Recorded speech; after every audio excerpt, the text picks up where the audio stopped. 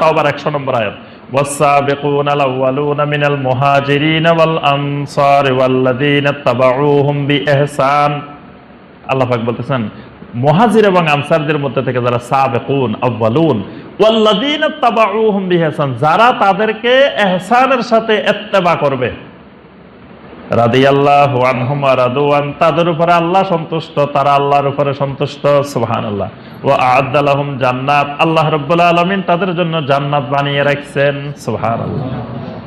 তাহলে সাহাবায়ে কেরামকে যারা ইহসানের সাথে ইত্তেবা করবে, আল্লাহ পাক তাদেরকে জান্নাতের সুসংবাদ দিয়ে দিয়েছেন। সুবহানাল্লাহ। তাহলে আকীদা সাহাবায়ে কেরামদেরকেও ফলো করতে হবে, মানহাজ সাহাবায়ে কেরামদেরকে ফলো করতে হবে, আখলাকের ক্ষেত্রে সাহাবায়ে কেরামকে ফলো করতে হবে, প্রত্যেকটা আমলের ক্ষেত্রে, দিন বুঝার ক্ষেত্রে সাহাবায়ে কেরামের অনুসরণ করতে হবে। সাহাবায়ে কেরাম কিভাবে বুঝছেন এই আয়াতটা, সাহাবায়ে কেরাম এই আমলটা কিভাবে করছেন, এটা দেখতে হবে।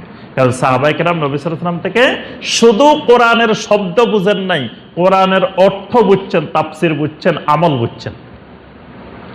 সাহাবায়ে কেরাম কোরআনের যে আয়াত নাজিল হইতো, খালি শব্দটা নিয়ে যে এক শব্দ তেলাওয়াত করলে 110 নেকি, এক অক্ষর তেলাওয়াত করলে 10 নেকি, এরকম হাজার হাজার নেকি অর্জন করবেন, খালি আয়াতটা লয়ে দৌড় দেন নাই।